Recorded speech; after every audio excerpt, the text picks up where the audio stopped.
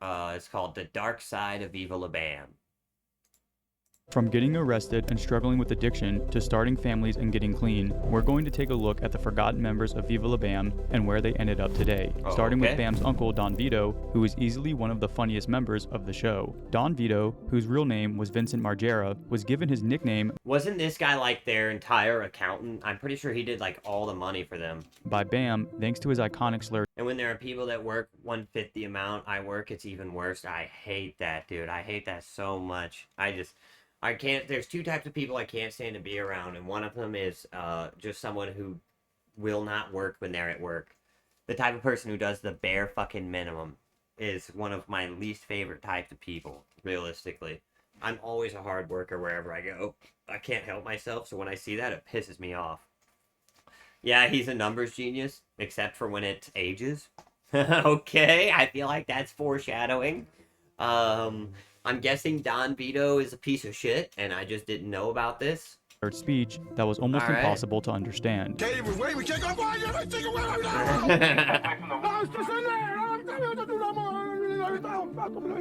the show, Bam would often prank Vito by destroying his car, buying him a new one, and then destroying it again. It's because nowadays, businesses don't want a good employee or someone with a lot of passion or anything like that. They want someone who will just keep their head down and say yes sir, even if they don't do the job.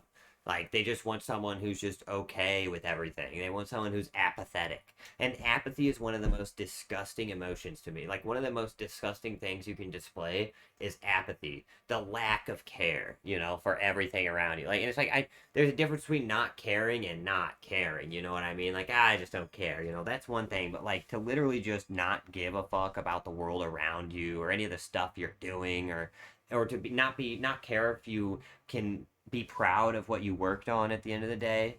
Like, these are the people who are ruining jobs for actual hardworking people who go in and want to work hard every day. And it's like, there's a lot of the companies I've worked at, if you were to fire 20% of the staff, the productivity would go up because the people who are still working there would actually feel good about working there.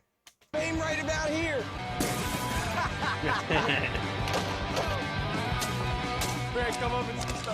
These pranks made for some of the funniest moments in each episode, and despite most of Vito's speech being impossible to understand, even with subtitles, he quickly became one of the favorite members of the show. True. I feel like I'm about to hate the fact that I loved Vito from what you said. It's a nice place. Why you gotta ruin it? Unfortunately, after the show ended, he got caught up in some legal trouble that ultimately ended his time on TV. While at an autograph signing in a mall, Don Vito was allegedly asked to take a picture with a 12 and 13-year-old girl. Oh, he then Jesus. allegedly made inappropriate movements with his hands while posing with the girls that was later seen as assault. Vito's attorney argued that his client had been playing his goofy, outrageous, and vulgar television persona for the girls, and argued that his signature arm movement may have been mistaken for fondling. This could make Dog. What the fuck? I start to create for me a new persona just to have a way to deal with these people. Yeah, for real. sense if you consider how animated he was with his movements, but the alternative could also be true. Regardless, the court found Yeah, I don't know, dude. That him seems guilty pretty of fucked 2 up to counts me. of SA on a child. Yeah, if you're found guilty, then you're fucking guilty, man. That with this shit, I honestly, if you do this in any way, you should have the harshest penalties enacted on you. The harshest fucking penalties.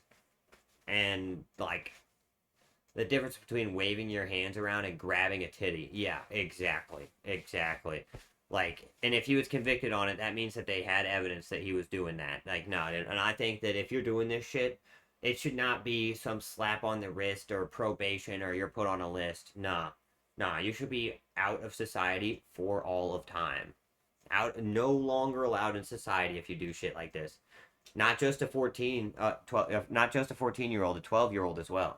And sentenced him to 10 years probation. He was also ordered to register. That's way too light. That's way too fucking light of a sentence. 10 years probation. It should be 100 years hard labor. As a offender and hard labor with only the very minimum amount of food and water, no AC in your cell. And was not allowed to portray the character And of if you Don die, Vito in oh any well. capacity while serving his sentence, which essentially ended his career. This Good. was sad news for both him and his fans, and a lot of people felt like he would never have done. What is this guy saying? No, not no food, just barely enough. Just barely enough food so that you're miserable the whole time. Anything to intentionally hurt someone. Don Vito was charged criminally for like behavior like against minors.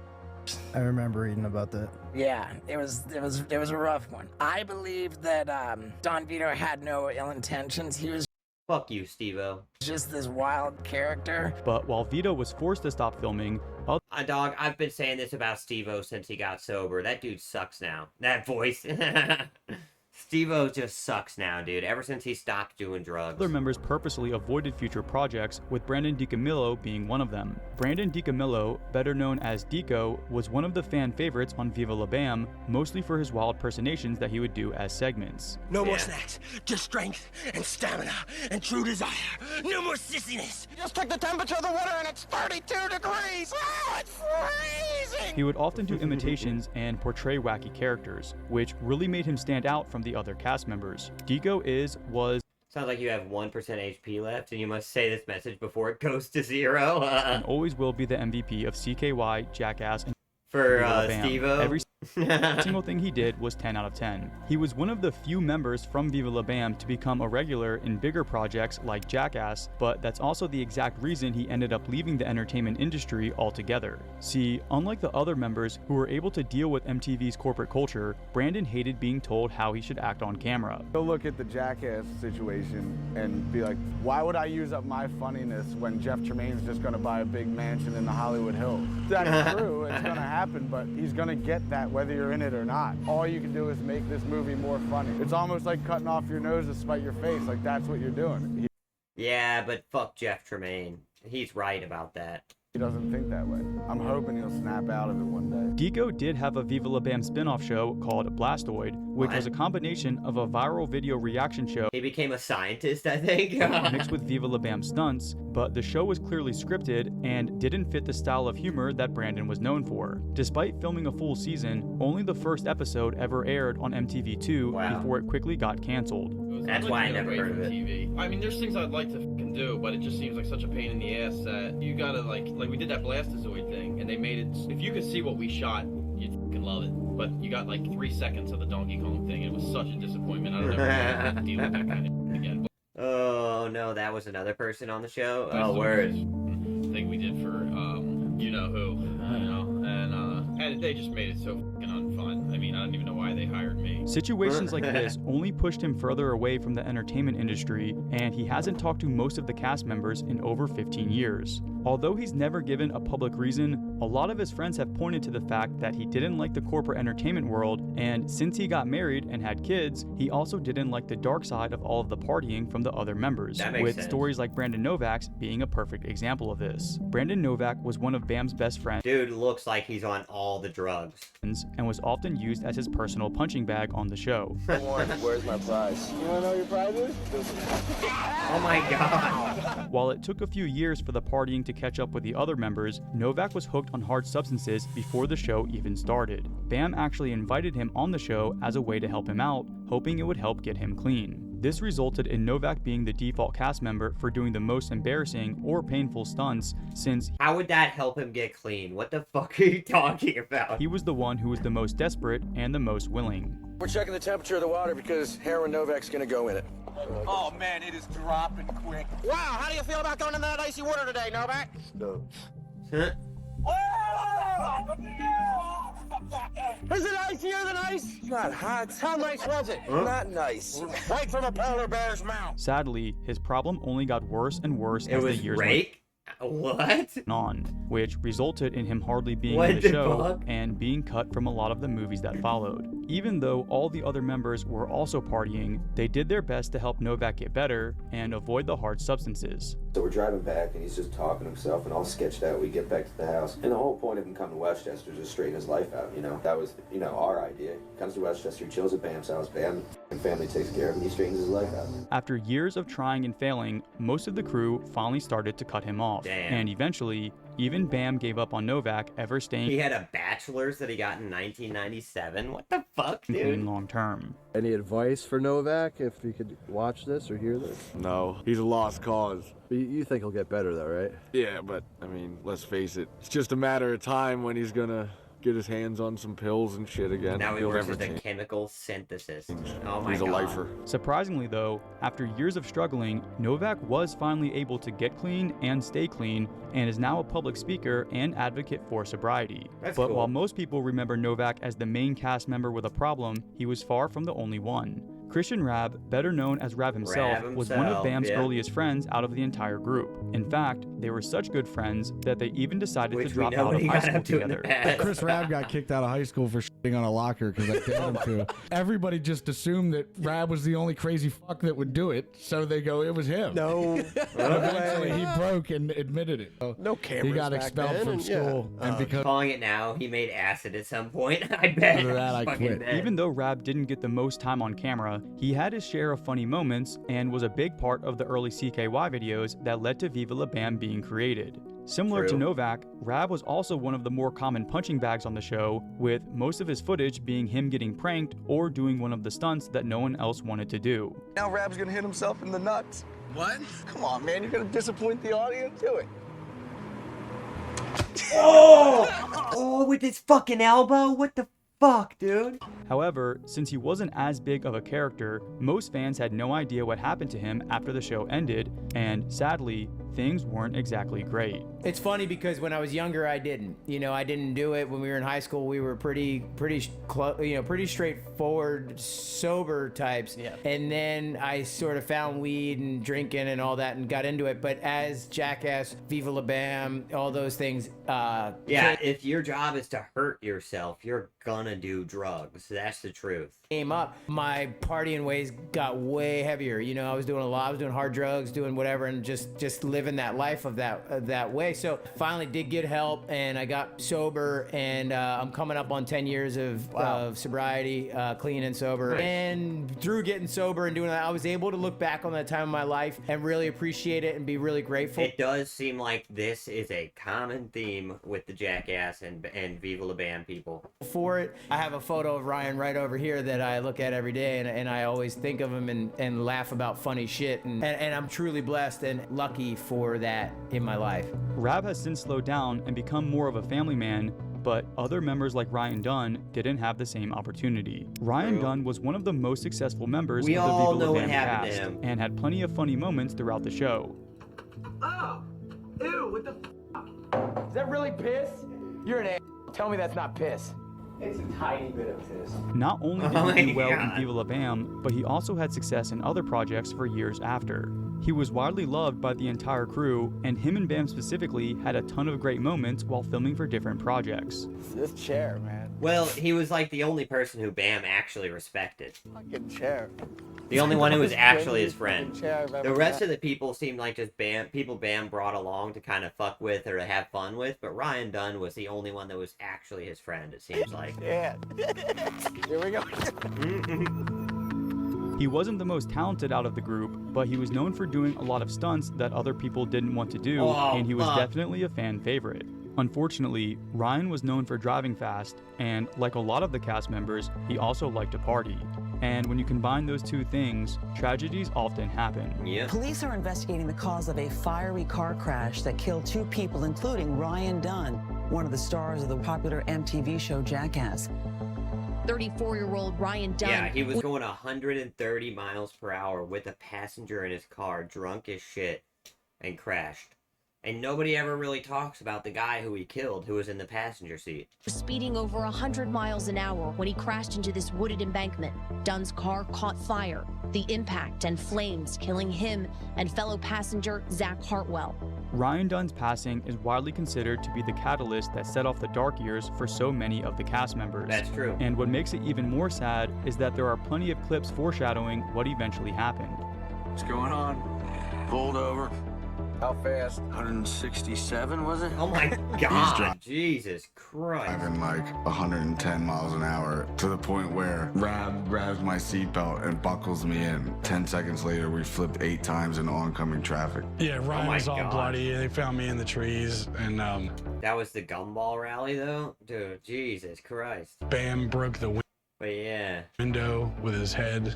It was just the worst time of my entire life. And to this day, like, I hate talking to April, Bam's mom, about it because she hated me. And to this day, she probably still has a little bit of hate in her for that accident right there. And I don't blame her because it was horrible. Stupid kids do stupid things. Ryan Dunn's passing was hard on everyone involved with Viva La Bam, including Bam's parents, who literally viewed him as another son. Yeah. Believe it and want to believe it. I still don't. I still don't. Like, he's like one of our, our extra kid. Moments like that are just part of the reason why both of Bam's parents were some of the most loved characters on the show. Yeah, the parents were amazing. Phil, I wish I had Phil as a dad. And why people still love them today. As Bam's parents, April and Phil Margera were two of the main characters on the show, and were a big reason why it became so popular. Bam's mom, April, was known for her crazy reactions and loud freakouts, and often made for some of the best moments on Viva La Bam. Phil is the true star. Oh, this was hilarious, though.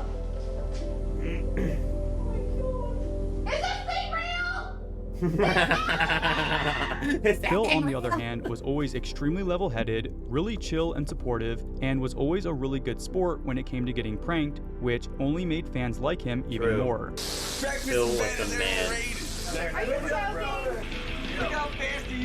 Oh, they ironed pizzas onto every single one of Phil's clothing, and because he's like the type of dude who just doesn't buy new clothes until they can't be worn anywhere, he still walks around with pizzas on a bunch of his different like t-shirts and pants and shorts. After the show ended, April and Phil would go on to be in some of the Jackass projects as well, and they even still live in the original house the show was filmed at in season 1. That's so Man, sick. April and Phil just seem like the two sweetest people ever. The most tolerant family in history. Literally the best parents anyone could ask for. Even as Bam started to go through some dark times, his parents always stayed supportive, and made it clear they didn't care about the fame or the money. You know what, Bam? What? There's rich people with kids that are assholes. And I'd rather be a poor guy with a kid that's nice. How about that? Let's go back to the old days. Well, let's go then and question about it. It's up to you to go back to the old days. I'm going to be an asshole forever. Well, then, I make money off of it. I don't know what I did wrong because I thought I raised you perfect. What do you mean? You let me skip school and shit and go skating? To get your goals, your dream, and I thought I was doing the right thing. Apparently it wasn't. Well, I like it, but if you don't like it, then fuck. You read about all the rich people, their kids do drugs and kill themselves. I'd rather have a kid that was with me and this and that than any fucking money. So, take that. Well, I gotta fucking skate. Sadly, this didn't stop Bam from continuing to get worse, with all of his incidents getting widely documented along the way. First time I saw that, I cried. arrests, Oh yeah, that is a sad-ass thing to hear, because it's just like a dad just, like, he's defeated, And Bam is lost at this point. I mean, and you can't really blame Bam at this point, because he lost his best friend, he lost his job, he lost he lost his wife, he lost everything, multiple rehab attempts, and plenty of videos documenting all of the troubles that he went through. And plus, for his entire life as an adult, he was being paid to be a deranged asshole who was on drugs. So, and getting famous for it. So, him hearing that being an asshole is now a problem, that's got to be a really hard thing to hear for him, because it wouldn't logically make sense. That was the moment I wanted Bam to get better and to make his dad proud again. Hell yeah, and he did do that. Bam has done a full comeback. It's been so good to see.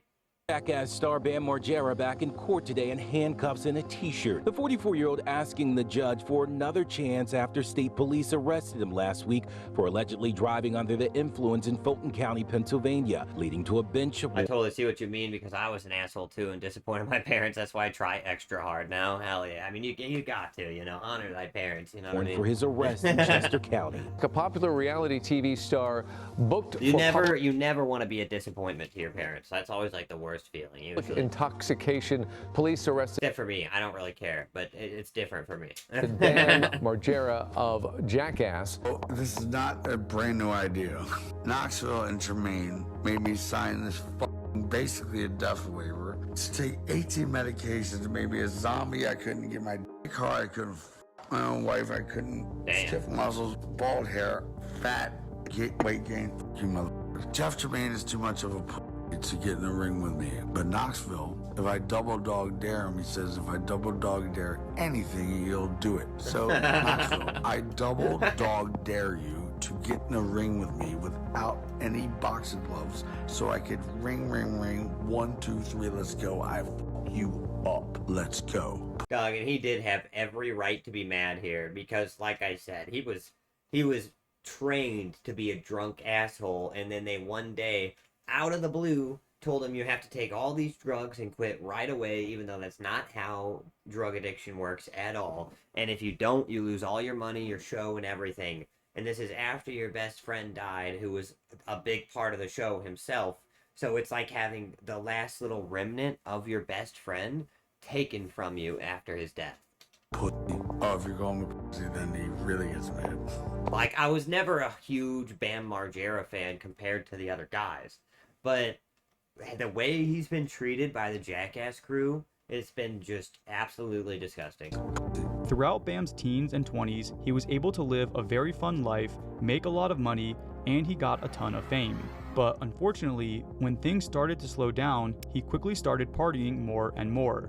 And when his best friend Ryan Dunn passed, that only added fuel to the fire. Most of the fans were rooting for Bam, but he kept going through cycles where he'd be sober and skating again, and then he'd go back to struggling and having public incidents. Fortunately, that's the way recovery works. Like, you don't see it with normal people as much. You see it with celebrities. It's much more obvious, but that's just the way it works. It's not a straightforward path of like, oh, I'm just sober now. I just decided to stop doing it. Most people can't do that. Most people, they go through cycles of relapse and recovery. He currently seems to be doing really well, and the same way everyone was quick to put him down when he was messing up, it only seems right that people congratulate him for doing better, which is really what most people want to see. Yep, true. From getting Yeah, that was a good video. I liked that. By Dustin. I can't believe he didn't talk about Rake. Like, I mean, that was the part I was waiting for, was because you said Rake is a chemical synthesis now, and he didn't even talk about him. What the hell? Anyways, great video. I liked it a lot, besides for the part that he didn't talk about Rake, but he was pretty fair, yeah.